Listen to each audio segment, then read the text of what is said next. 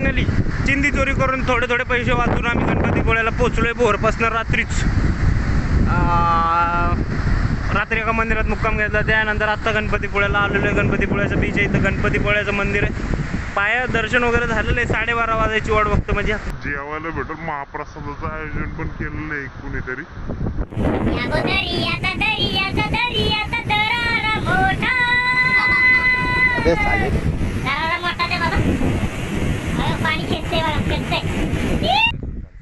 जोरात आहे किल्ला. जयगड नावाचा किल्ला आहे हा.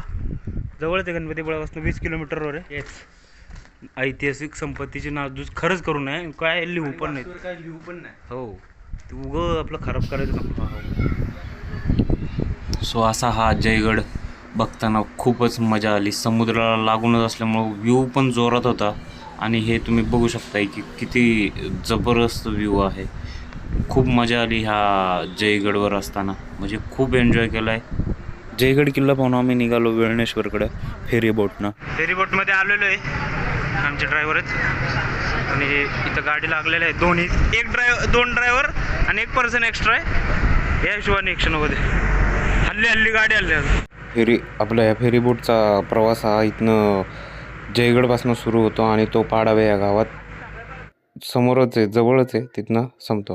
साधारणपणे तिघांसाठी आम्हाला 190 रुपये खर्च झाला या फेरीबोटसाठी. वेळणेश्वरचा बीच आहे, वेळणेश्वर मंदिर आहे, त्या मागच आहे हा. शेजारनं तिथं आम्ही चुकून पुढे निघून गेलो होतो, पण बऱ्यापैकी झालेलं आहे. रिकवर ते परत रिटर्न आल्यामुळं रस्ता वे सापडला.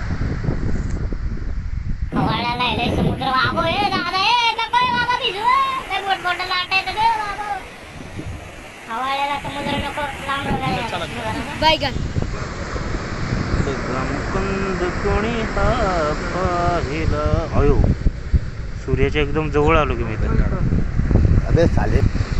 आला पाहिजे. असा सुंदर सूर्यास्तान बघून कोकणाच्या समुद्रावर वेळणेश्वर बीचवरती खूपच मजा आली.